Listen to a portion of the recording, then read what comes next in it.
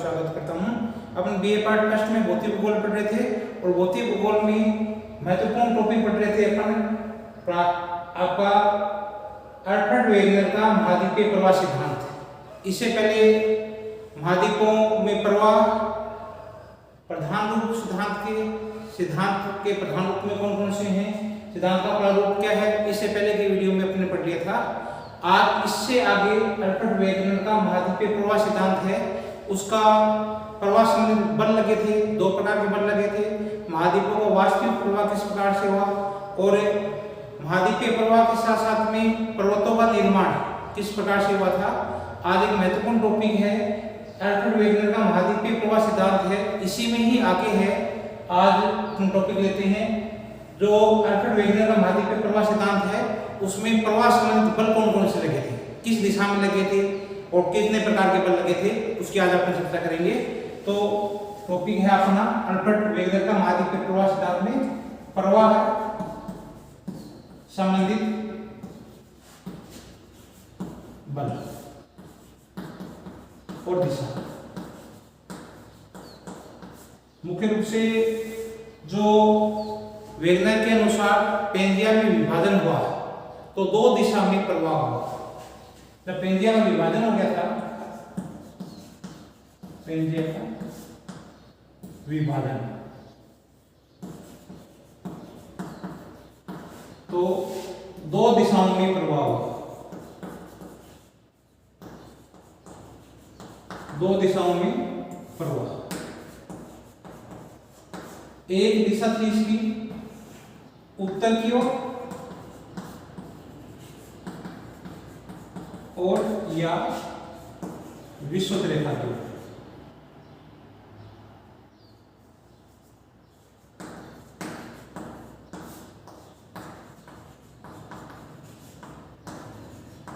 क्योंकि उसमें विषुवत रेखा है, ये कितनी मात्रा की तरफ थी, ऊपर की तरफ थी, तो उत्तर की ओर या विषुवत रेखा की ओर और दूसरा पश्चिम दिशा की।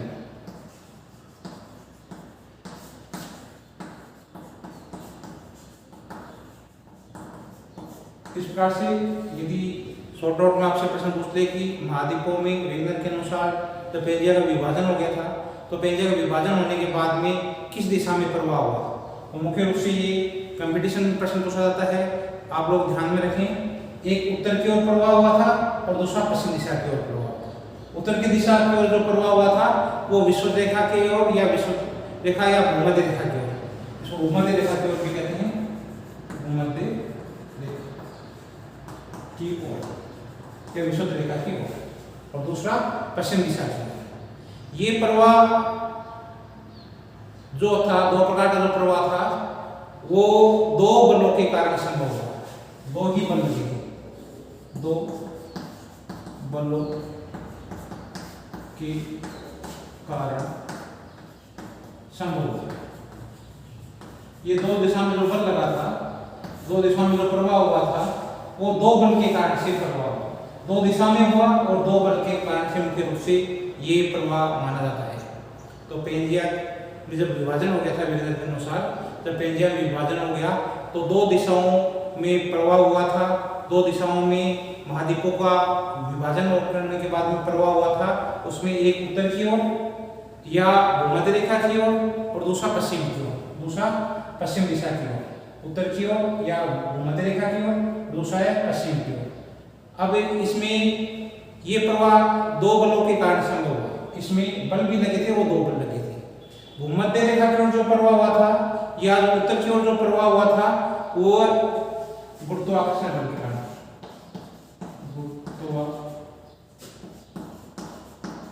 गुरुत्व बल के कारण से, गुरुत्वाकर्षण बल के कारण से, और इस तथा पलवनशीलता, पलवनशीलता बल, इन दोनों के कारण से जो प्रवाह हुआ वो भूमध्य रेखा की ओर और उत्तर की ओर। तो भूमध्य रेखा की ओर प्रवाह गुरुत्व बल, गुरुत्वाकर्षण बल या गुरुत्व बल,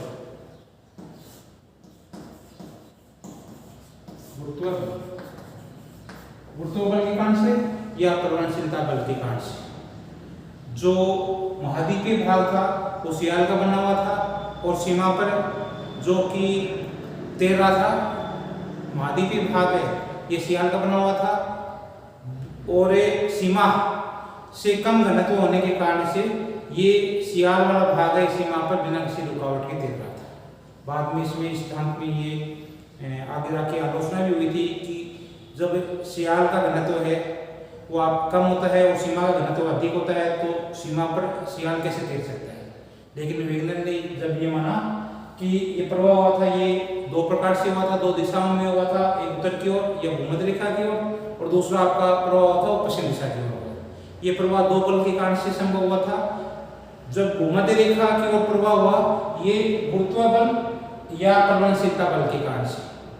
महाद्वीपों है जो जितने भी महाद्वीप थे ये सियाल के बने हुए थे, कम घनत्व वाले चट्टानों के बना हुआ था और सीमा है वो अधिक घनत्व है।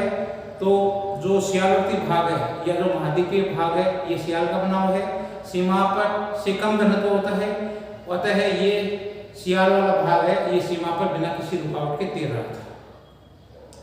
इसके बाद में दूसरा जो प्रवाह हुआ था पश्चिम दिशा की ओर जो प्रवाह हुआ था वह सूर्य तथा चंद्रमा की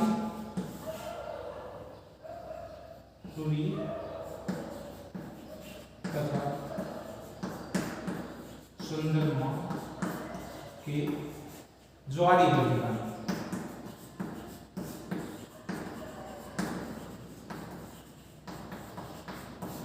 इस प्रकार से दो बल मुख्य रूप से कार्य किए थे, एक गुरुत्व बल और परिवहनशीलता बल, ये पहला प्रकार है, और दूसरा है ज्वारी जो चंद्रमा और सूर्य और चंद्रमा के ज्वारी बल के कारण से। तो पश्चिम दिशा है उसमें जो प्रवाह हुआ था, दोनों अमेरिका जो पश्चिम दिशा की ओर खिसकी थी, तो जो महाद्वीपों में पश्चिमी भाग में जो प्रवाह हुआ था वो सूर्य तथा चंद्रमा के ज्वारीय बल के कारण से संभव हुआ था। इस प्रकार से दो दिशाओं में विज्ञान के अनुसार दो दिशाओं में प्रवाह हुआ था। पेंजिया के विभाजन होने के बाद में ये प्रवाह दो दिशाओं में हुआ, एक उत्तर की ओर या आपके भूमध्य रेखा की ओर, उत्तर या भूमध्य रेखा की ओर, दूसरा पश्चिम की ओर। एक तो उत्तर या भूमध्य रेखा की ओर, दूसरा पश्चिम दिशा की ओर। अब ये प्रवाह है ये दो बल के कारण से संभव हुआ। जो भूमध्य रेखा की ओर या उत्तर दिशा की ओर जो बल लगा था उसमें मुख्य रूप से गुरुत्व बल है या परिवहनशीलता बल है। गुरुत्व बल तथा परिवहनशीलता बल है, इसके कारण से जो भूमध्य रेखा की ओर प्रवाह हुआ वो गुरुत्व बल और परिवहनशीलता बल के कारण से हुआ। महाद्वीपीय भाग है ये सियाल का बना हुआ है, सीमा से कम घनत्व वाला होता है, अतः सियाल वाला भाग है ये बिना किसी रुकावट के सीमा पर तैर रहा था।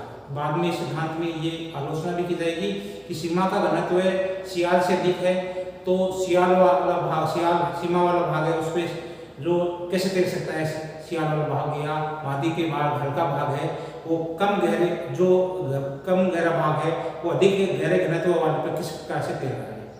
तो इसमें आगे इस सिद्धांत की आलोचना भी की जाएगी कि सीमा है उसने सियाल के या महाद्वीपीय भाग के रुकावट पैदा की। तो अभी तो इतना ही सीखना आपको। तो प्रवाह हुआ वो भूमध्य रेखा के ऊपर प्रवाह है वो गुरुत्व बल और परिवहनशीलता बल के कारण से हुआ था। महाद्वीपीय भाग सियाल का बना हुआ है जो सीमा से कम घनत्व होता है और अतः ये जो सियाल है ये सीमा पर बिना किसी रुकावट के तैर रहा है। दूसरा जो प्रवाह हुआ था वो मुख्य रूप से पश्चिम दिशा की ओर हुआ था। पश्चिम दिशा की ओर प्रवाह है चंद्रमा, सूर्य तथा चंद्रमा की ज्वारीय बल के कारण से ये प्रवाह हुआ। अब अपन को मुख्य रूप से प्रवाह की दिशा समझ में आ जाना चाहिए। दो दिशा में हुआ, भूमध्य रेखा या उत्तर की ओर, दूसरा पश्चिम दिशा की ओर। दो बल लगे थे, एक बल लगा था गुरुत्व बल और परिवहनशीलता बल और दूसरा बल लगा था सूर्य तथा चंद्रमा का ज्वारीय बल। ठीक है।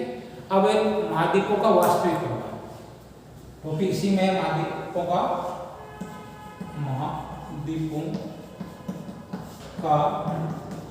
वास्तविक प्रभाव।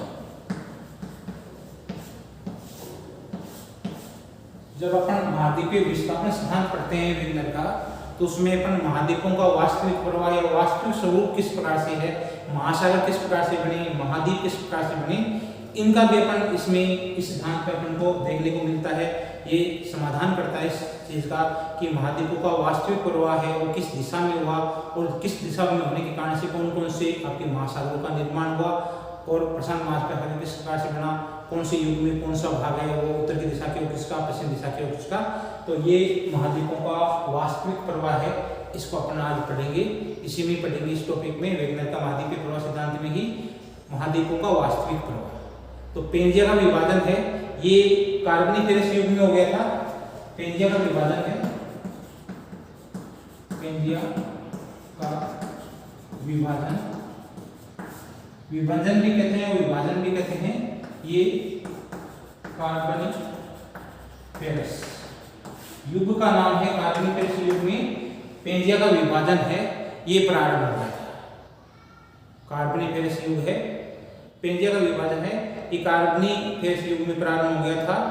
गुरुत्व बल और ज्वारीय, आपका गुरुत्व बल है और प्लवनशीलता बल है, दो बल हैं जिसके कारण से उत्तर दिशा की ओर या भूमध्य रेखा की ओर प्रवाह हुआ था। तो सबसे पहले जब पेंजिया का विभाजन हो गया तो काल पूछ सकते हैं आपसे कब हुआ है, तो पेंजिया का विभाजन है ये कार्बोनिफेरस युग में हुआ। तो पेंजिया है, पेंजिया का विभाजन है, ये कार्बोनिफेरस युग में हुआ है। और सबसे पहले जो बल लगा था वो गुरुत्व बल और प्लवनशीलता बल के कारण पेंजिया दो भागों में विभाजित हो गया। ये पहले पूरा कार्बोनिफेरस युग में पूरा ये पेंजिया था, ये महाद्वीपीय भाग एक जगह पर इकट्ठा था स्थल भाग के रूप में, जिसका वेगनर ने नाम दिया था पेंजिया। ये पेंजिया कार्बोनिफेरस युग है, कार्बोनिफेरस युग में इस पेंजिया का विभाजन है, ये प्रारंभ हुआ। तो कई बार कंपटीशन प्रश्न पूछा जाता है कि पेंजिया है उसका विभाजन कौन सी युग में हुआ था, तो कार्बोनिफेरस युग में इसका विभाजन प्रारंभ हो गया था या विभाजन प्रारंभ हो गया।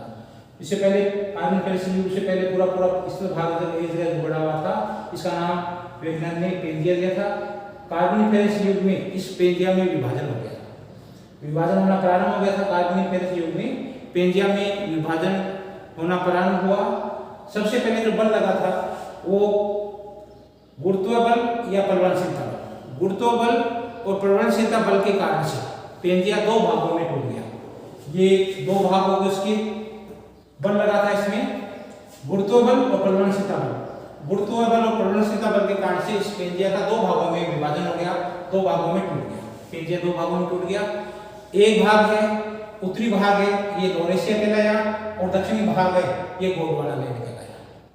तो कार्बोनिफेरस युग में जो पेंजिया है उसका विभाजन प्रारंभ हो गया था, विभाजन प्रारंभ हो गया था। कार्बोनिफेरस युग में बल लगा था गुरुत्व बल और प्लवनशीलता बल, गुरुत्व बल और प्लवनशीलता बल के कारण से पेंजिया दो भागों में विभाजित हो गया। उत्तरी भाग लॉरेशिया कहलाया और दक्षिणी भाग है ये गोंडवाना लैंड कहलाया। उत्तरी भाग है ये लॉरेशिया है उत्तरी भाग, और दक्षिणी भाग है ये गोंडवाना लैंड कहलाया।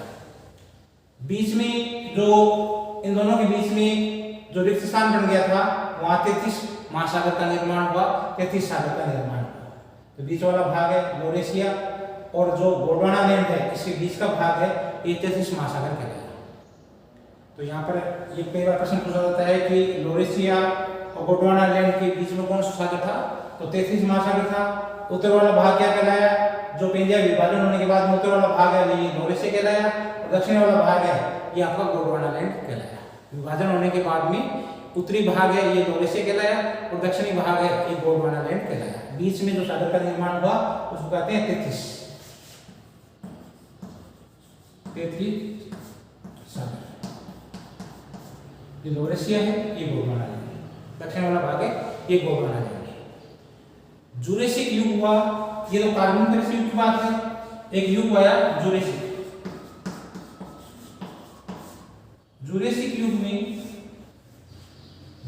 युग में पुनः जो गोंडवाना लैंड है इसका विभाजन हो गया। जुरेसिक युग में जो नीचे वाला भाग है जो दक्षिण वाला भाग है गोंडवाना लैंड है इसका विभाजन हुआ। जुरेसिक युग में गोंडवाना लैंड है इसका विभाजन हो गया। और ज्वारीय बल के कारण से एक बल लगा था, जो दूसरा प्रकार का जो बल है ज्वारीय बल, जो चंद्रमा और सूर्य और चंद्रमा की ज्वारीय बल के कारण से। यहाँ पर बल कौन सा लगा, ज्वारीय बल के कारण से जो प्रायद्वीपीय भारत है, मेडागास्कर है और अंटार्कटिका है, जितने भी जो आपके जुरेसिक युग में गोंडवाना लैंड का विभाजन हो गया, ज्वारीय बल के कारण से प्रायद्वीपीय Bharat, Madagascar, Australia, Antarctica Gondwana land से अलग हो गए और प्रभावित होने लगे। तो युग था कहा जुरेसिक युग। जुरेसिक युग में बल लगा था ज्वारीय बल। इस ज्वारीय बल के कारण से प्रायद्वीपीय भारत, मेडागास्कर, ऑस्ट्रेलिया, अंटार्कटिका ये गोंडवाना लैंड से अलग होकर जुरेसिक युग में ज्वारीय बल के कारण से जुरेसिक युग में गोंडवाना लैंड का विभाजन हो गया तथा ज्वारीय बल के कारण से प्रायद्वीपीय Bharat, Madagascar, Australia, Antarctica Gondwana land से अलग हो गए। इसी समय जो उत्तरी तथा दक्षिणी अमेरिका है ये भी ज्वारीय बल के कारण से ये भी पश्चिम दिशा की ओर प्रभाव होगा। इसी समय क्या है कि ये उत्तरी अमेरिका और दक्षिणी अमेरिका है, यहाँ पर भी ज्वारीय बल के कारण से ये दोनों अमेरिका है ये पश्चिम दिशा की ओर प्रभाव होगा। तो इसी समय क्या है कि उत्तरी अमेरिका और दक्षिणी अमेरिका भी ज्वारीय बल के कारण से इसमें भी ज्वारीय बल काम किया और ये पश्चिम दिशा की ओर प्रभाव हुआ। दोनों अमेरिका टूट गई और अमेरिका दोनों टूट के पश्चिम दिशा की ओर प्रभाव हुआ। तो जुरेसिक युग में गोंडवाना लैंड का विभाजन हो गया और ज्वारीय बल के कारण से प्रायद्वीपीय भारत है, मेडागास्कर है, ऑस्ट्रेलिया है, अंटार्कटिका गोंडवाना लैंड से अलग हो गए। इसी समय उत्तरी तथा दक्षिणी अमेरिका ज्वारीय बल के कारण से दोनों अमेरिका है ये पश्चिम दिशा की ओर प्रवाहित हुई और आगे फिर इसमें पश्चिम की ओर प्रवाहित होगी। इसी समय क्या है कि प्रायद्वीपीय भारत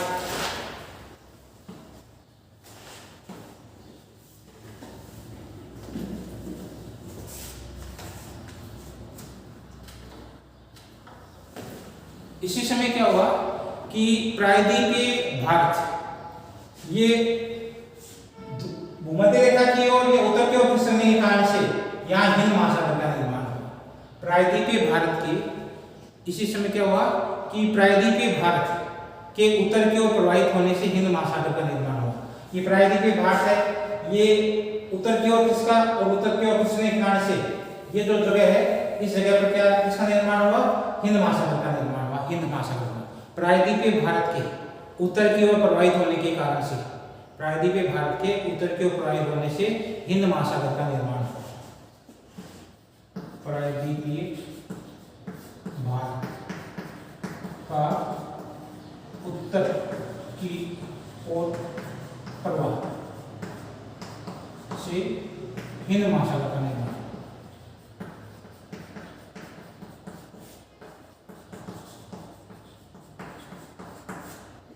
प्रायद्वीपीय भारत के उत्तर की ओर प्रवाहित होने से ये प्रायद्वीपीय भारत है इसका उत्तर की ओर प्रवाहित होने से जो नीचे वाला भाग बन गया ये हिंद महासागर कहलाया। इसी प्रकार से जो प्रायद्वीपीय भारत है उसका उत्तर की ओर प्रवाह होने से हिंद महासागर का निर्माण हुआ। दोनों अमेरिका पहले एक जगह जुड़ी हुई थी के रूप में ये पश्चिम दिशा की ओर प्रवाह होने से बीच में अटलांटिक महासागर या अन्य महासागर का निर्माण हुआ। दोनों अमेरिकाओं का पश्चिम दिशा की ओर प्रवाह होने के कारण से अन्य महासागर का निर्माण या अटलांटिक महासागर का निर्माण हुआ। दोनों अमेरिका पहले जुड़ी हुई थी फिर इनका विभाजन हुआ। ज्वारीय बल के कारण से दोनों अमेरिका पश्चिम दिशा की ओर प्रभावित हुई और प्रभावित होने के कारण से जो बीच में इनके अफ्रीका के और आपकी यूरोप के और अमेरिका दोनों अमेरिका के बीच में अन्य महासागर का निर्माण। दोनों अमेरिका के पश्चिम दिशा की ओर प्रभाव होने से अन्य महासागर या अटलांटिक महासागर का निर्माण। दोनों अमेरिका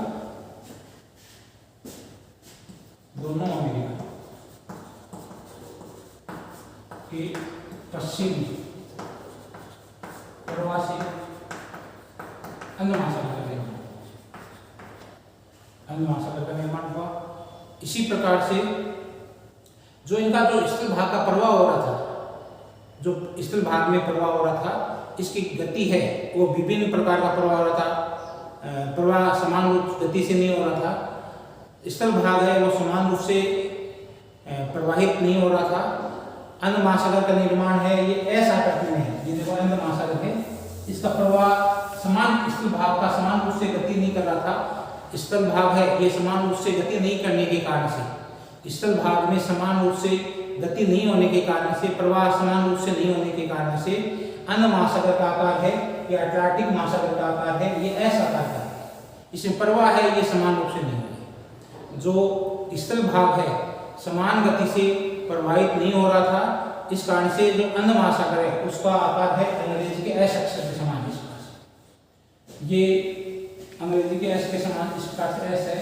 तो स्थल भाग है इसका समान रूप से गति नहीं होने के कारण से, स्थल भाग में समान रूप से गति नहीं होने के कारण से अंध महासागर का जो निर्माण है वो एस आकार में हुआ है। एस आकार में होने के कारण से क्या है, इनकी गति है स्थल भाग की वो समान रूप से नहीं है। स्थल भाग है समान रूप से प्रवाहित नहीं होने के कारण से अंध महासागर एस आकार में उत्तर और दक्षिण अमेरिका के जो विभिन्न प्रकार से, उत्तरी अमेरिका है और दक्षिण अमेरिका है, ये विभिन्न प्रकार से विभिन्न दर से प्रवाह होने के कारण संभव हुआ। जो इसका एस आकार है ये इनकी विभिन्न प्रकार की, दोनों अमेरिका की, उत्तरी अमेरिका और दक्षिण अमेरिका है, इनकी अलग अलग प्रकार की दिशा में और प्रवाह की दर है वो अलग अलग है। अंध महासागर का एस आकार का रूप है ये उत्तरी अमेरिका और दक्षिण अमेरिका की पश्चिम दिशा में जो प्रवाह हो रहा था वो विभिन्न दर से प्रवाह होने के कारण से संभव हुआ। ये इनका जो अमेरिका है, उत्तरी अमेरिका और दक्षिण अमेरिका, इनका प्रवाह है ये अलग अलग मात्रा में, इनकी समान दर नहीं होने के कारण से पश्चिम दिशा की ओर खिसकाव है वो विभिन्न दर से होने के कारण से इनका आकार है ये अंग्रेजी के एस आकार में अटलांटिक महासागर का या महासागर का निर्माण हुआ। दोनों अमेरिका के पश्चिम दिशा की ओर प्रवाहित होने के कारण से ही इनके यहाँ पर मध्य में मध्य अंटार्कटिका घटक, मध्य अटलांटिक घटक, मध्य अंटार्कटिक घटक दोनों अमेरिका के पश्चिम दिशा की ओर खिसकने के कारण से ही मध्य अटलांटिक घटक, मध्य अटलांटिक घटक, मध्य अंटार्कटिक घटक का निर्माण हुआ है। दोनों अमेरिका पश्चिम दिशा की ओर प्रवाह होने के कारण से ही मध्य, यहाँ पर इनके बीच में मध्य अंटार्कटिका घटक पाई जाती है। तो दोनों अमेरिका पश्चिम दिशा की ओर खिसकी तो यहाँ पर इनके बीच में मध्य अंटार्कटिका घटक का निर्माण हुआ। दोनों अमेरिका पश्चिम दिशा की ओर प्रवाहित होने के कारण से ही मध्य अंटार्कटिका घटक का निर्माण हुआ।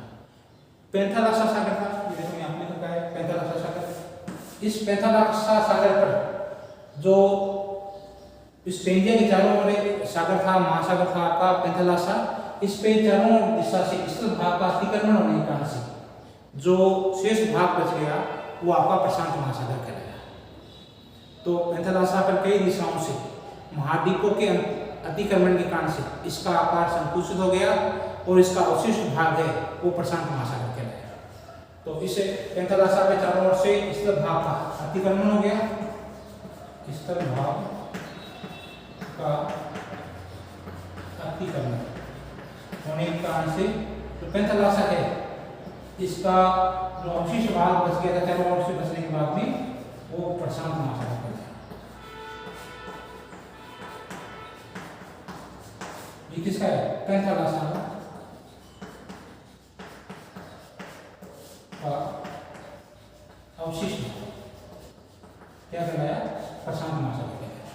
जब पेंथालासा पर कई दिशाओं से महाद्वीपों का अतिक्रमण होने के कारण से इसका आकार संकुचित हो गया था और इसका अवशिष्ट भाग है ये प्रशांत महासागर बना। इसकी समस्या साथ में कुछ और भी बातों को वेगनर है वो समझाने का प्रयास करता है। प्रवाह संबंधी सिद्धांत तो देता ही है, महाद्वीपों में प्रवाह किस प्रकार से हुआ, स्थल भाग एक जगह स्थिर नहीं है, महासागरीय तली स्थिर नहीं है, इस बात को तो प्रमाणित करता है। इसके साथ साथ में जो पर्वतों का निर्माण किस प्रकार से हुआ, मुख्य रूप से जो वलित पर्वत है, नवीन पर्वत है, जो ट्रैसिकालीन पर्वत है, उन जितने भी पर्वत हैं उनकी समस्याओं का समाधान भी ये सिद्धांत करता है। तो इसमें अगला एक टॉपिक है पर्वतों का निर्माण।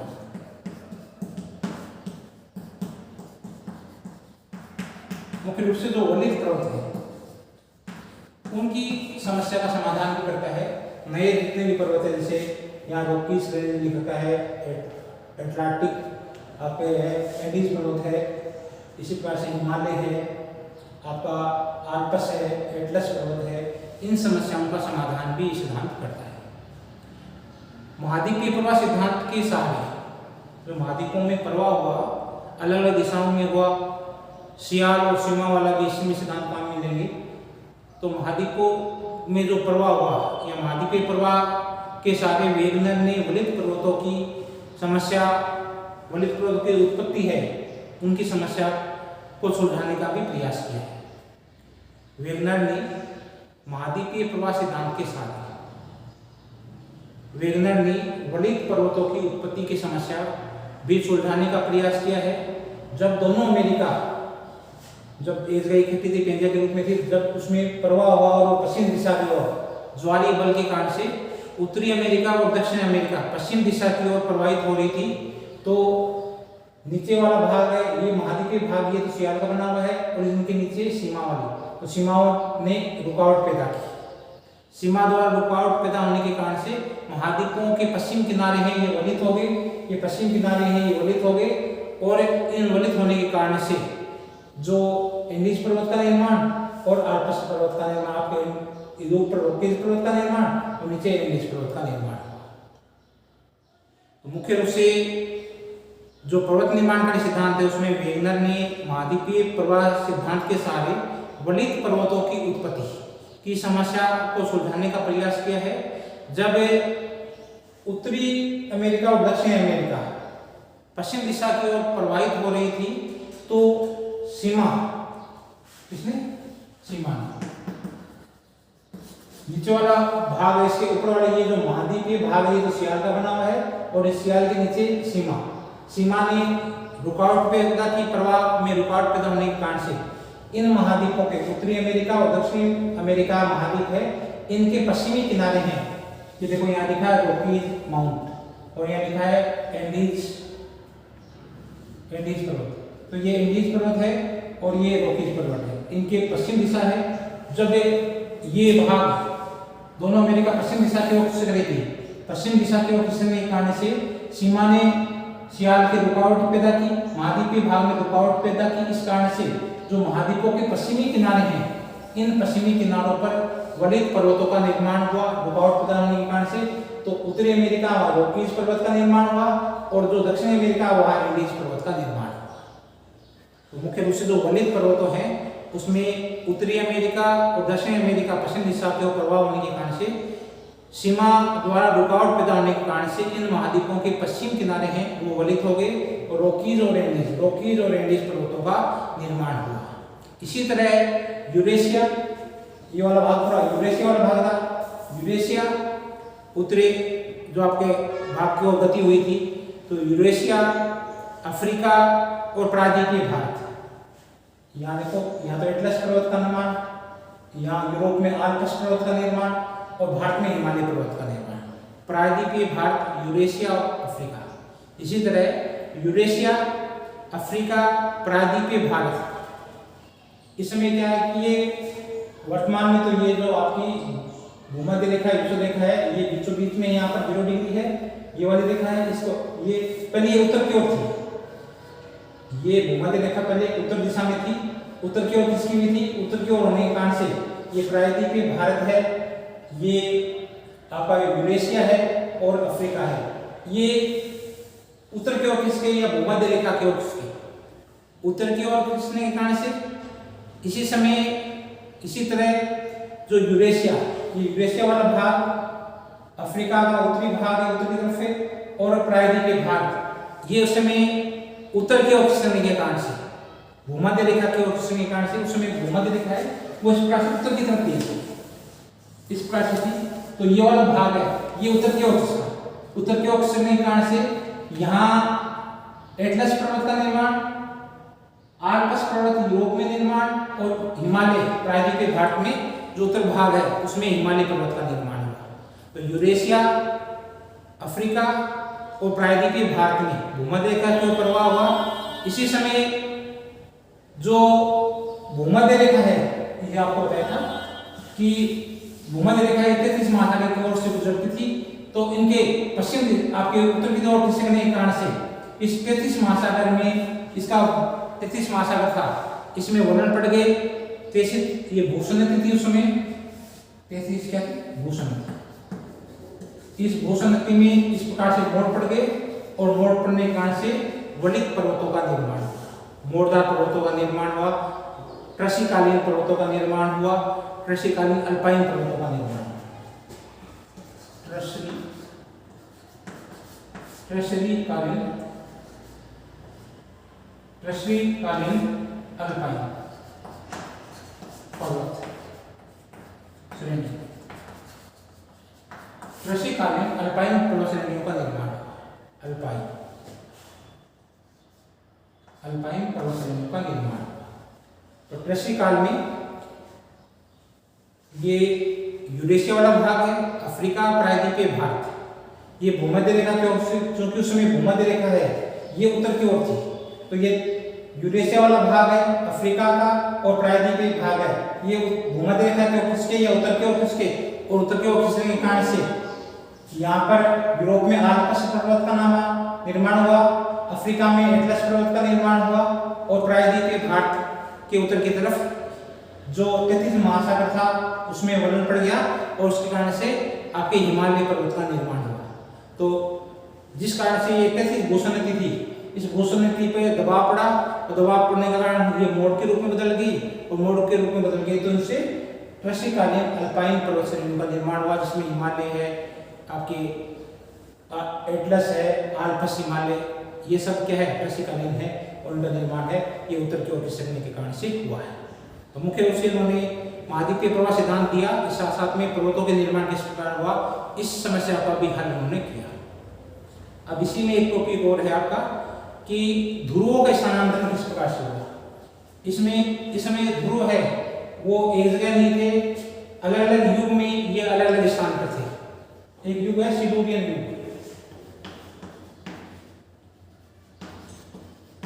सिलूरियन युग है। इस सिलूरियन युग में जो उत्तरी ध्रुव था वो आपका 14 डिग्री और 124 डिग्री लगभग, उत्तरी ध्रुव था वो लगभग आपका 14 डिग्री उत्तरी अक्षांश और 124 डिग्री पश्चिमी देशांतर के मध्य यहाँ पर इस समय उत्तरी ध्रुव था। इसी समय जो दक्षिणी ध्रुव था वो मेडागास्कर के उत्तर पूर्व में, यहाँ ये मेडागास्कर उत्तर पूर्व में। सिलूरियन युग की बात कर रहे हैं अपन, ध्रुवों में स्थानांतरण हुआ है, ध्रुव एक जगह नहीं, उत्तरी ध्रुव और दक्षिण ध्रुव वर्तमान समय में उत्तरी ध्रुव 90 डिग्री पर है और दक्षिण ध्रुव अपन का आपको 90 डिग्री दक्षिण अक्षांश पे है। तो सिलूरियन युग में क्या था कि उत्तरी ध्रुव था ये 14 डिग्री उत्तरी अक्षांश और 124 डिग्री पश्चिमी देशांतर के मध्य स्थित था। यहाँ पर ये उत्तरी ध्रुव है, और दक्षिण ध्रुव था वो मेडागास्कर द्वीप अफ्रीका के पास में, देखो ये आगे पूर्व में मेडागास्कर है, इस मेडागास्कर के उत्तर पूर्व में स्थित था। कब? सिलूरियन युग में। इसके बाद में कार्बोनिफेरस युग आया। कार्बोनिफेरस युग में ये उत्तरी ध्रुव है ये कुछ उत्तर और पश्चिम की ओर खिसका, तो ये 16 डिग्री उत्तर की ओर चला गया कार्बोनिफेरस युग में, 16 डिग्री उत्तरी और 147 लगभग यहाँ से 16 और 147, 16 डिग्री उत्तरी अक्षांश और 147 डिग्री पश्चिमी देशांतर। यहाँ पर उत्तरी ध्रुव था, और दक्षिण ध्रुव था वो लगभग इसमें नेटाल और डरबन के पास में था। नेटाल और डरबन इसमें अफ्रीका में नेटाल और डरबन स्थान है, नेटाल और डरबन स्थान पे लगभग यहाँ पर था। कब? कार्बोनिफेरस अर्थात पेंजिया के लगभग मध्य में था। दक्षिण ध्रुव था उसमें पेंजिया के लगभग मध्य में था। युग है कार्बोनिफेरस युग। कार्बोनिफेरस युग में उत्तरी ध्रुव था वो 16 डिग्री उत्तरी अक्षांश और 147 डिग्री पश्चिमी देशांतर, और दक्षिण ध्रुव था वो नेटाल डरबन के पास में लगभग पेंजिया के मध्य में। इसके बाद में युग है ट्रेशरी युग। ट्रेशरी युग में मुख्य रूप से जो उत्तरी ध्रुव था वो 51 डिग्री लगभग यहाँ पर, और 151 पश्चिमी देशांतर 151 लगभग यहाँ से 51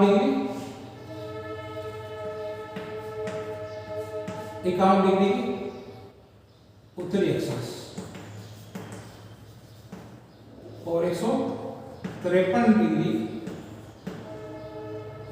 पश्चिमी देशांतर, और पश्चिमी दिशा क्या थोड़ा, और ये 151 डिग्री और 153 डिग्री अक्षांशों के मध्य है। ये पश्चिम देशांतर के मध्य है। इसके बाद में जो दक्षिण ध्रुव है वो भी नीचे की तरफ खिसक गया और ये अफ्रीका के दक्षिण में चला गया। और मुख्य रूप से ये क्या है कि 53 डिग्री दक्षिणी अक्षांश, 53 डिग्री दक्षिणी अक्षांश, 53 डिग्री दक्षिणी अक्षांश लगभग यहाँ पर बीच में चला गया, नीचे की तरफ खिसक गया। और ये दक्षिण ध्रुव है, ये 53 डिग्री दक्षिण अक्षांश की तरफ चला गया। इस प्रकार से ध्रुवों का भी स्थानांतरण हुआ है। ये भी कई बार आपसे प्रश्न पूछा जा सकता है कि ध्रुव से युग में कहाँ था, कार्बन प्रेस युग में दक्षिण ध्रुव कहाँ था और वर्तमान समय में कहाँ है और कृषि युग में कहाँ था। उम्मीद करता हूँ आज आपको भौतिक भूगोल में ही अल्फ्रेड वेगनर का महाद्वीपीय प्रवाह सिद्धांत में प्रवाह से संबंधित, जिसमें प्रवाह संबंधित बल है, बल दो प्रकार के हैं। एक बल आपका लगा था जो दिशा है वो उत्तर की ओर या भूमध्य रेखा की ओर और दूसरा पश्चिम की ओर। बल काम लिया, दो प्रकार के बल लगे थे, गुरुत्व बल लगा, बलवानशीलता बल लगा तथा एक सूर्य तथा चंद्रमा के से उत्पन्न ज्वारीय बल। ये बल दो रूप से दो बल काम किए और दो दिशा, दो रूप में उत्तर या भूमध्य रेखा की ओर या पश्चिम दिशा की ओर बल लगे थे, बलवानशीलता बल और आपका गुरुत्व बल, गुरुत्व बल और बलवानशीलता बल। और दूसरा बल लगा था ज्वारीय, चंद्रमा सूर्य की ज्वारीय बल। इसके साथ साथ में अपने महाद्वीपों का वास्तविक प्रवाह, पर्वतों का निर्माण, उत्तरी ध्रुव में दक्षिण ध्रुव का स्थानांतरण किस प्रकार से हुआ, ये आज आपने सीखा। उम्मीद करता हूँ आज आपको ये पढ़ाया लेसन ये समझ में आया होगा। आप कोविड महामारी चल रही है, इसलिए घर पर रहें, सेफ रहें, बाहर नहीं निकलें। ज़्यादा से ज़्यादा आप टॉपिक हैं ये ऑनलाइन पढ़ें। हम लोग आपको ऑनलाइन क्लास दे रहे हैं। अभी कोविड का दूसरा चल रहा है, बहुत खतरनाक है। आप घर पर रहें, सेफ रहें, मास्क का प्रयोग करें। जब भी बाहर जाना पड़े जरूरत के समय बाहर निकलें आप घर से। बाकी समय आप ऑनलाइन क्लास का आनंद लीजिए, खूब पढ़िए, मस्त रहिए। बहुत बहुत धन्यवाद आपने वीडियो देखा। थैंक यू वेरी मच, बहुत बहुत धन्यवाद।